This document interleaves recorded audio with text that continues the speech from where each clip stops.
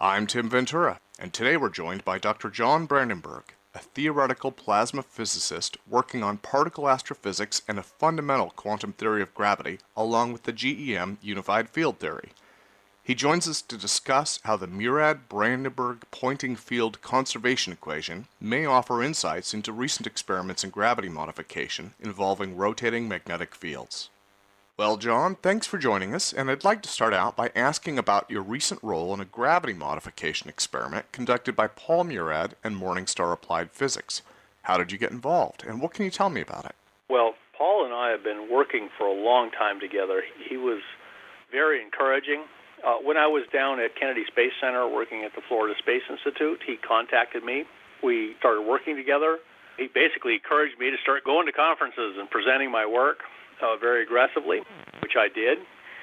And one of the things that came out of the GEM theory, which it's basically, the goal initially was just to unify gravity and E&M, the two, hence the name GEM, the two long-range forces of nature. But it also stands for what we call grandus et medianus, a Latin phrase that means the unity of the great, meaning the cosmic scale and the Planck scale, high-energy scale of physics, with the middle, the mesoscale, which is where atomic things occur, and in fact, sort of like where we live, the physics of everyday life. So the great, the cosmic, and the Planck scale are united with where we live in the middle scale.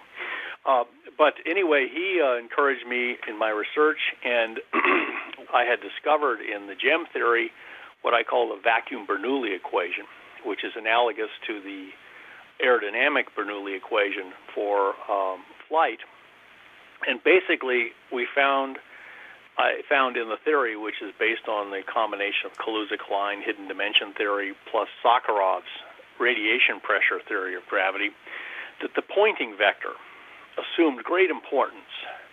The Poynting vector is what carries momentum and energy in the electromagnetic field. When a light wave crosses and strikes a solar cell and creates electricity, the thing that is carrying the energy of that light wave is the Poynting vector. If you launch a solar sail in space, the sunlight striking it is creating a pressure. It's carrying momentum so that the solar sail can sail out to Mars with no rocket fuel, propellantless propulsion. The thing that is carrying the force of the sunlight is the Poynting vector. Now, in my theory, which unifies gravity and electromagnetism, the Poynting vector assumes the role of also doing the work of gravity. It's a difference in Poynting vectors. It's more like not just the Poynting vector itself, but its curvature that's important. And what we found in the GEM theory, whose development was encouraged by Paul Murad and also Morgan Borgman, was that if we created a vortex of Poynting vectors, then local gravity would be affected by the theory. And how much the gravity would be affected was kind of a center of argument. There were some undetermined constants, but we felt we had an equation that would basically allow us to do local modification of gravity based on a kind of tornado or vortex of Poynting vectors. Now, you must understand, the Poynting vortex is actually around us all the time. Every induction motor that was invented by Nikola Tesla was the real inventor of the Poynting vortex. He basically found the rotation of the electromagnetic field creates a vortex of Poynting vectors. If you put a piece of metal in this, the metal wants to rotate with the vortex. And this is the principle of the induction motor that's found every place. Induction motors are nice and simple. They require almost no maintenance because everything is done by fields, not by electrical commutators carrying current across rotating contacts. It's a block of metal that's specially designed, and it spins in the Poynting vortex created by the coils, which operate normally on three-phase power. Sure. So this is the invention of Tesla. And what we found in the theory was that if you create a Tesla Poynting vortex, that it will locally modify gravity. Just like the high-speed movement of wind in a tornado, a aerodynamic vortex creates a low-pressure zone in the air, and that's why houses explode when a tornado passes over them. These things are created by aerodynamic vortices. In the gem theory, a Poynting vortex creates a lower area of gravity, and ultimately you can use this for flight. And by the way, this was all described in a book called Beyond Einstein's Unified Field that I wrote, Gravity and Electromagnetism Redefined, published by Adventures Unlimited, and you can find that on Amazon.com. Now, let me back up for just a sec, because you've covered a lot of ground here. So I'm sorry. Oh, no, that's okay, that's okay. I love talking about this stuff. Oh, yeah, and this is wonderful material. You've just gone over so much. I want to try and touch on some of the pieces. So, okay, so now the Poynting vector is how photon fields propagate in quantum electrodynamics. So That's right. You're proposing that by creating a vortex of Poynting vectors that you can generate this propulsive effect. And that's presumably how Paul Murad and the Morningstar device was able to lose mass.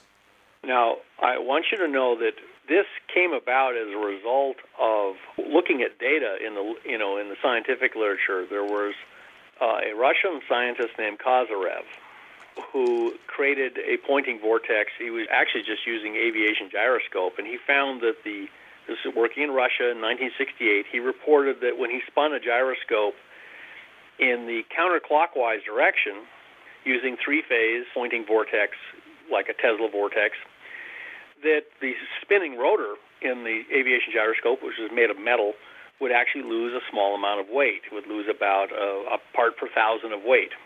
And that's a small amount, but it's very easy to detect with sensitive balances.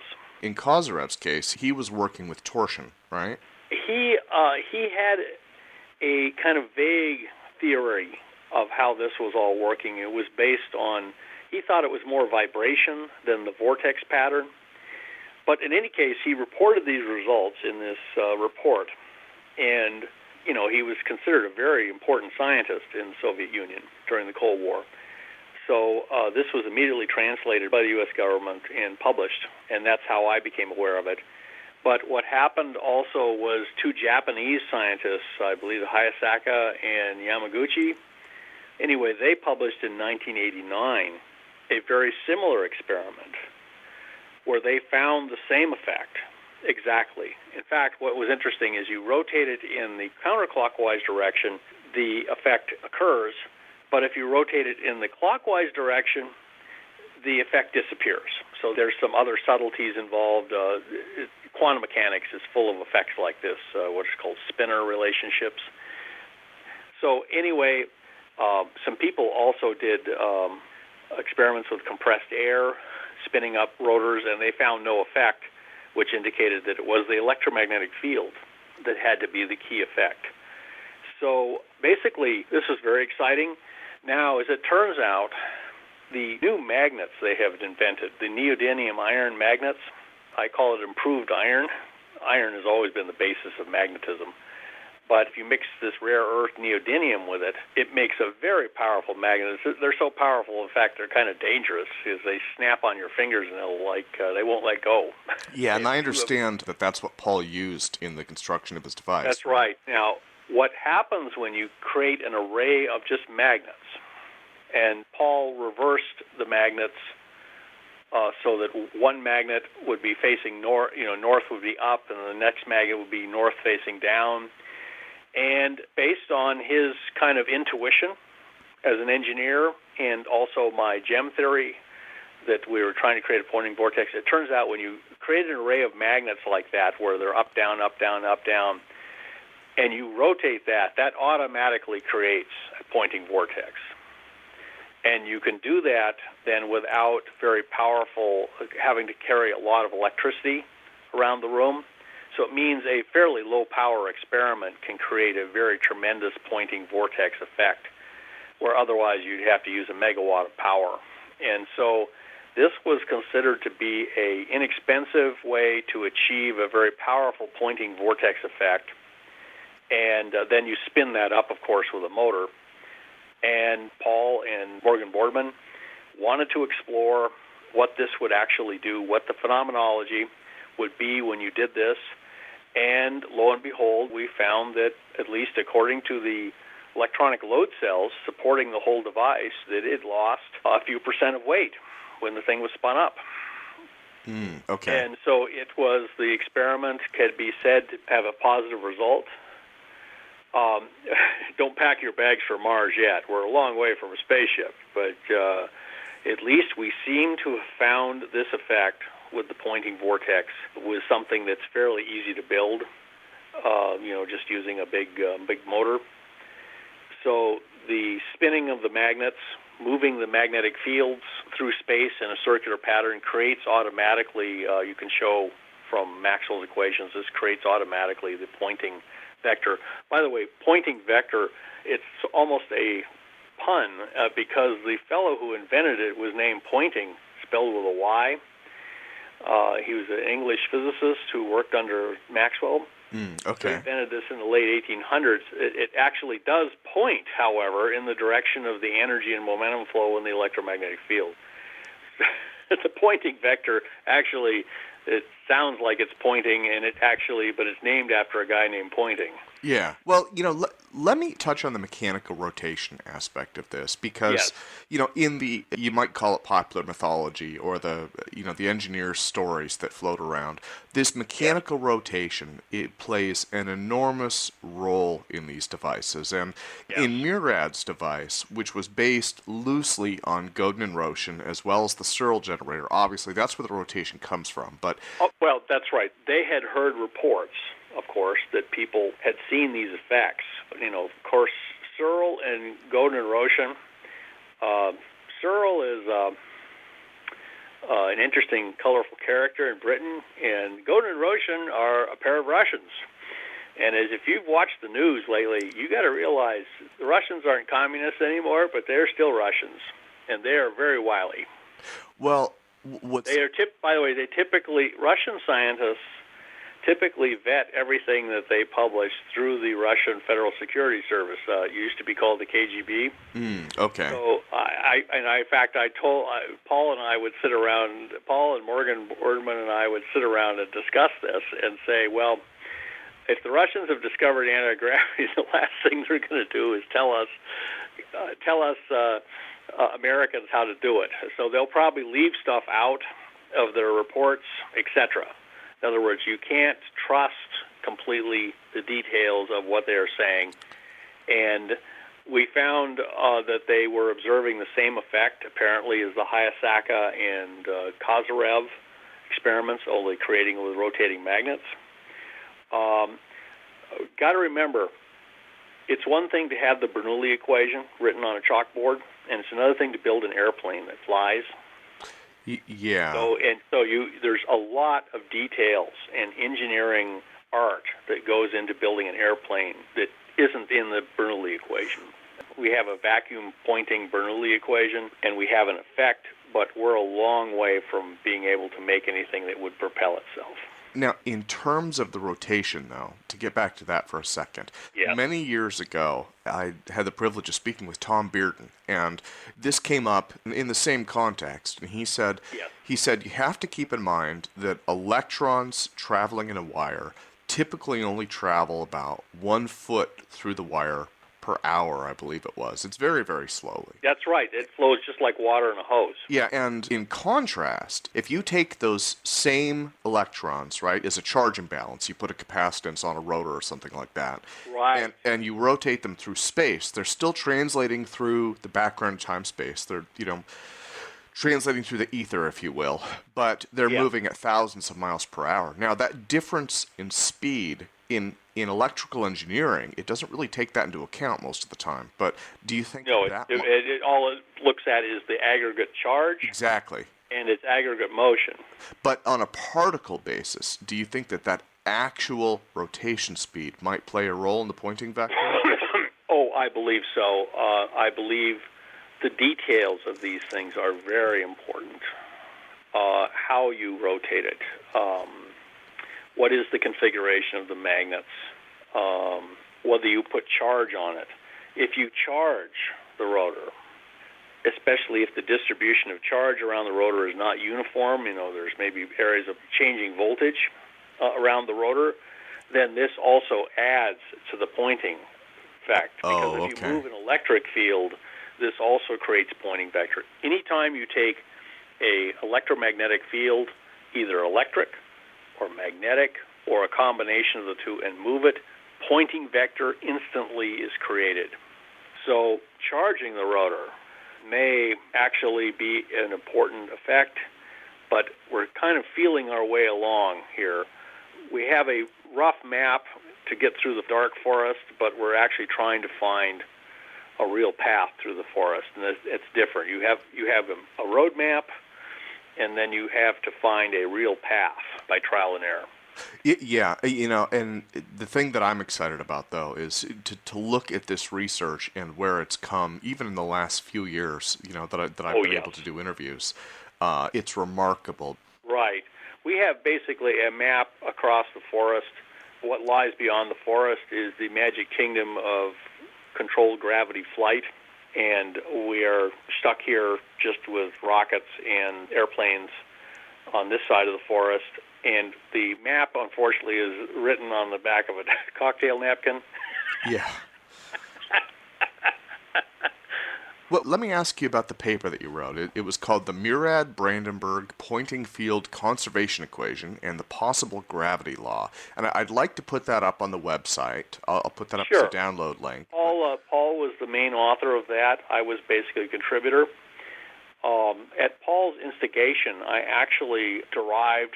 It was a collaborative project. Paul had the idea, and then he asked me, using my math expertise, dealing with vector equations, to write down a wave equation for the Poynting vector itself, not the electric and magnetic fields, but their combination, the Poynting vector. And I was able to do that. And in free space, away from sources, the Poynting vector goes as a wave, just like the electromagnetic fields do. Of course, because it tags along with them. It's created by them. So he has also looked mathematically, and he's quite good at math himself, into what would happen if you had like magnetic charge, etc. So he's kind of elaborated on it a little bit. But the connection between the Poynting vector and gravity is strong. Well, and that's because of the imbalance, right? Like, maybe an example would be, in an AC circuit, it's not the electrons that are really carrying the energy, it's the oscillation of them. And so the Poynting... the fields, yes. Yeah, so whenever the electrons move, they create field. And, well, like, for instance, high-tension lines, the way they transport electric power in this country, and that's due to Tesla. Tesla's inventions, by the way, are so commonplace that people don't even realize everything. Tesla revolutionized our life.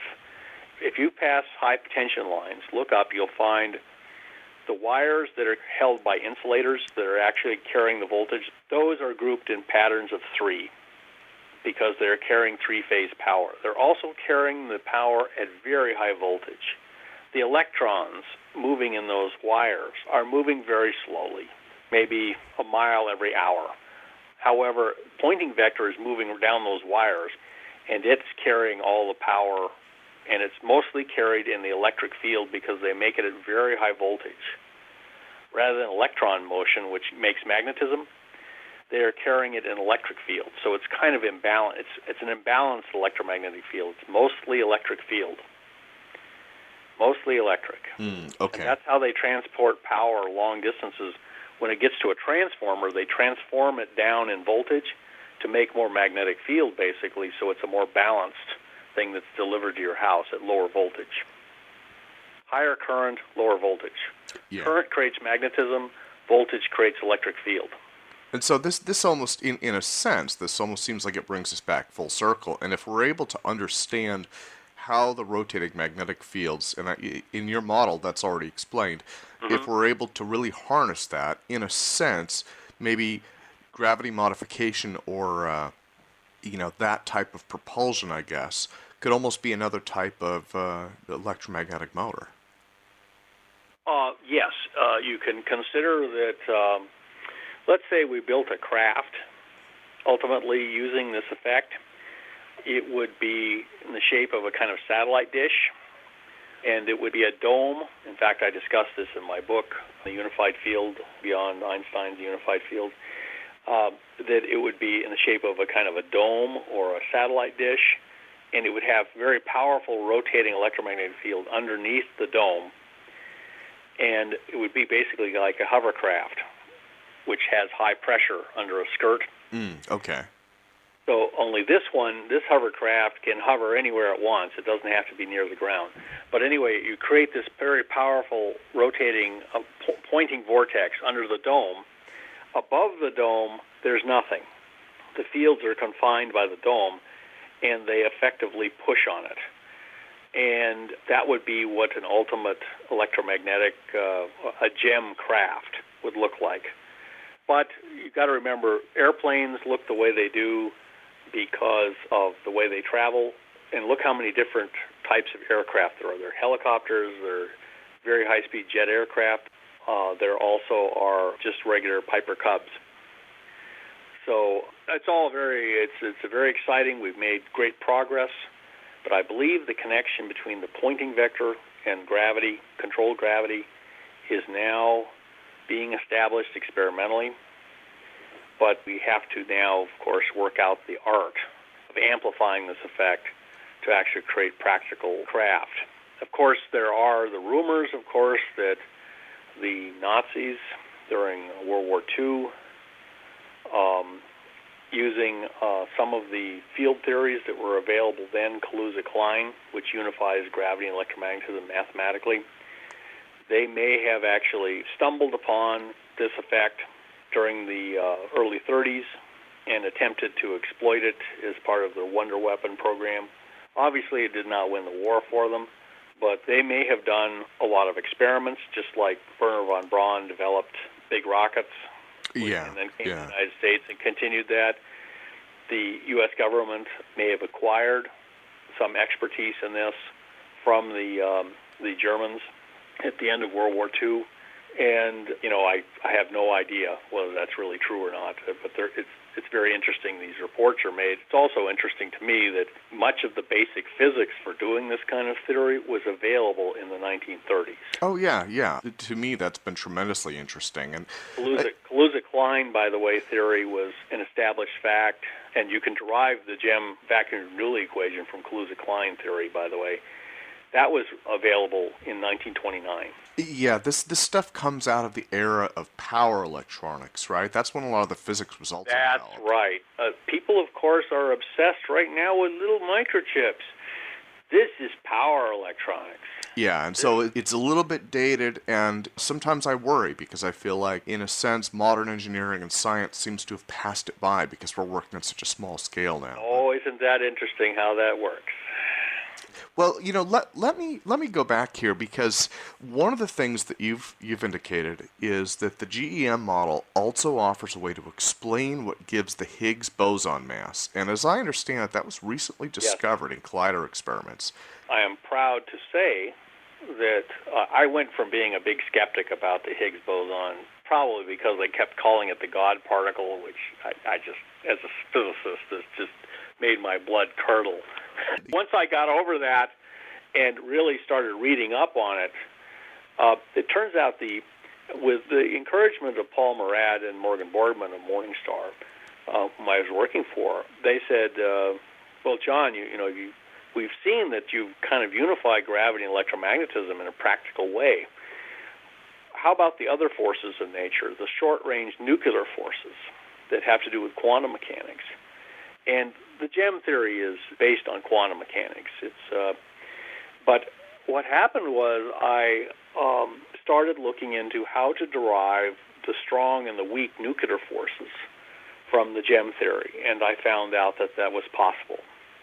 And the theory now, there's an article published in the Meta Journal of Science, Space Science, that shows that the pion mass, which is the carrier of the strong force in the nucleus that holds the nucleus together, called the charged pion and the charged W boson, their masses can be derived to a part per thousand from the GEM theory now. So, and the same theory then predicts the Higgs boson and gets it within a few percent. I predicted 128 mass units called GeV, which stands for giga electron volts. A proton is 1 GeV, in mass E equals mc squared. So I predicted 128. The Higgs boson apparently is between 125 and 126, so that's within a few percent. And I published this result at the STAVE-2 conference under the sponsorship of Morningstar Applied Physics in March, and that mass number was not known with any degree of certainty until July. Oh, so okay. I actually predicted it before it was known, and I'm very proud of that. And always I'm grateful to Paul Murad and Morgan Boardman's sponsorship for that research. They supported me financially to do that research and encouraged it. And we got the Higgs boson 4 months before it was known, and it falls right out of the theory. And in fact, the GEM theory can, in a sense, be reformulated around the Higgs boson. Let's imagine when the Big Bang happened. You've got this impossibly hot fireball. The universe is one big ball of plasma expanding rapidly, and its temperature is unimaginable. And then as it expands and cools, just like any fireball, the Higgs boson appears as it's 128, so it'll be appearing at the very high temperatures, and then it lays the groundwork for the formation of hydrogen, protons and electrons that make up the universe. And from that point on, once the Higgs boson is kind of the foundation has been laid, the Higgs boson basically seeds the universe with the proton and the electron mass. And the way you can derive the Higgs boson mass at 128 GeV is you say that the Higgs boson Compton radius is the same as the classical electrostatic radius of the proton. In other words, they're in resonance. You have a geometric resonance. The two sizes are the same. The classical radius of the proton and the electron are very important in scattering of electromagnetic waves, which underlies gravity. Think of gravity as kind of running as a bunch of little nudges by the vacuum, the 0-point fluctuation around us. So you're describing kind of a push gravity, then, like Lesage. Push gravity, yeah, exactly, push gravity. And push gravity was actually originated with Sakharov. Oh, okay. Sakharov knew about push gravity because he was building the Russian hydrogen bomb. A hydrogen bomb runs on Poynting vector. The way you have a ball of hydrogen, and this used to be classified, by the way, it's no longer classified. A hydrogen bomb, invented by Teller and Ulam, uses a big watermelon-shaped cavity made of very heavy metal to trap the radiation. The radiation is trying to move at the speed of light, but the metal is being massive, can't move very fast, so it's essentially fixed during the action. What happens, you have an atomic bomb at one end of this watermelon-shaped cavity. At the other focal point, you have a ball of hydrogen isotopes. You set off the atomic bomb. It fills the cavity with electromagnetic radiation, the Poynting vector. The Poynting vector all converges down on the hydrogen and acts like gravity. It crushes it and turns it into a star. A hydrogen bomb actually runs on controlled gravity, in a sense, according to the GEM theory. You're creating instant million-fold gravity inside that container because gravity, in this case, is a push. It's the Poynting vector push. Right now, in laser fusion, what they're doing is they're creating a very concentrated laser pulse that is full of Poynting vector, and that is, once again, trying to crush little pellets of hydrogen to make fusion. So Sakharov was working with these ideas, and he realized that's gravity, is a push by the Poynting vector. And because he was working on highly classified Russian weapons programs, his article about gravity as a push is very terse and very abstract. He doesn't talk about these ideas that I talked about. He instead hides it in the math. This is what I mean about the wily Russians. He laid out a theory of gravity as a push and did it in a one-page article of very abstract mathematics. Okay. But it gets better than that. once people figured out that this is what he had done, then the idea of push gravity was born. So it was Andrei Sakharov, one of the greatest scientists of this 20th century. He's right up there with Einstein. And he published this, and basically Sakharov's model of gravity is that if you have a dark chamber and you put two bright objects in there, put two very hot steel ball bearings in there, and assume you're up in the weightless, like in the space station. Yeah. So you have this black box with two white-hot ball bearings in there. They actually push each other because of Poynting vector from each of them. They push each other away from each other. So that's because of radiation pressure. Now, if you do the opposite experiment, and you put two ball bearings in a box of heavy metal, let's say, you heat the box white hot. The two ball bearings will actually attract each other with a 1 over r squared force. Because they're partially shielding. They're partially shielding each other. If you stand on one ball bearing and you look around, you see white hot metal everywhere, except in the distance you see a black spot. That is the other ball bearing. And that means, because of the black spot, it's a shadow. Yeah. So you're following the shadow of the other ball bearing against this white-hot universe you're in. Now, in Sakharov's theory, you'll love this, the white-hot box that creates all of this Poynting vector is the vacuum ZPF. Oh. So Sakharov is really the origin of the zero-point gravity model. Would the vacuum ZPF, could you consider that as kind of the sum aggregate of all Poynting vector radiation that's given off since the beginning of the universe?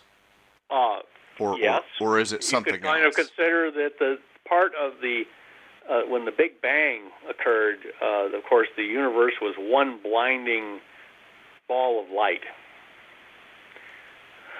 Let there be light. Well, there was lots of light at the moment of creation.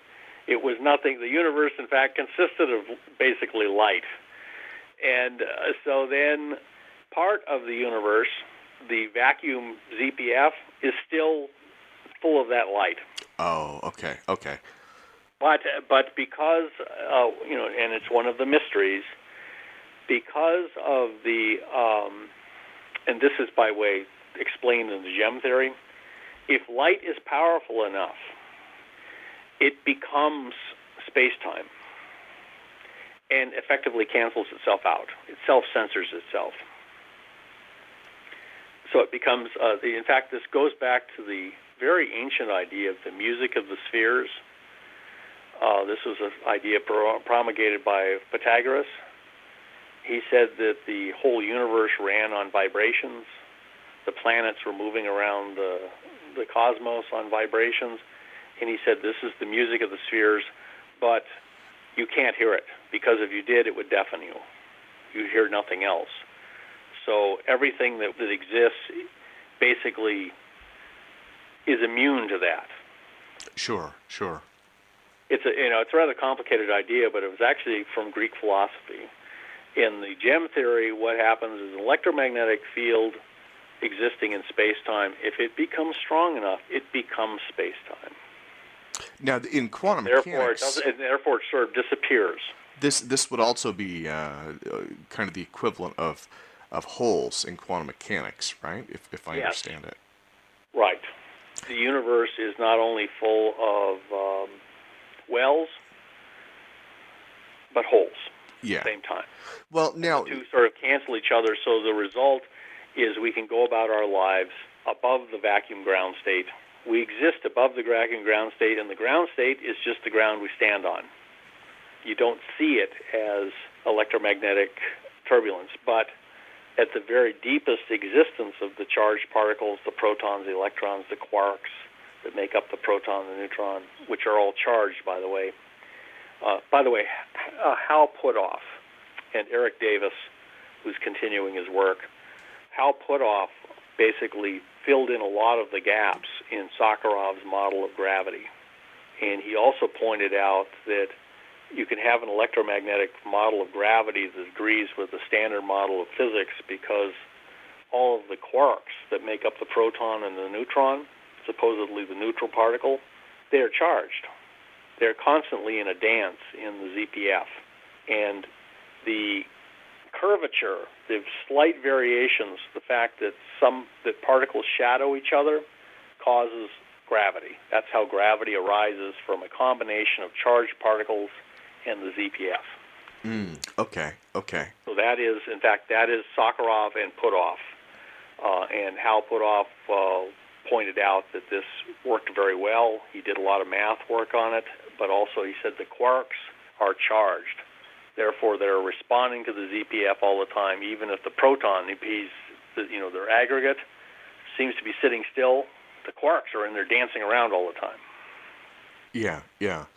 But anyway, the gem theory, grandis et medianus, is moving ahead. We got the Higgs boson. We got the weak and the strong fields. Strong forces are now in the gem theory. So it's gone beyond just the long-range forces of nature. It's now wall-to-wall unification. And I'll be presenting this theory very aggressively at scientific conferences in fact, there'll be one in Texas that I put in an abstract for, and I'm going to be just pushing it very persistently as God gives me the strength, and we'll get this thing done. Now, do you have a website? I don't have one. I'm sorry. When I was working professionally, I was discouraged from having websites. Part of the problem with working with Department of Defense and Department of Energy, NASA, is they like to keep track of what I'm saying. Sure. And so I tend to try and make sure that everything I say is somehow, I have people I talk to about various ideas, and I decided that having a website, you're responsible for everything that appears on the website. Well, John, we're almost out of time for today, but I'd like to thank you again for joining us.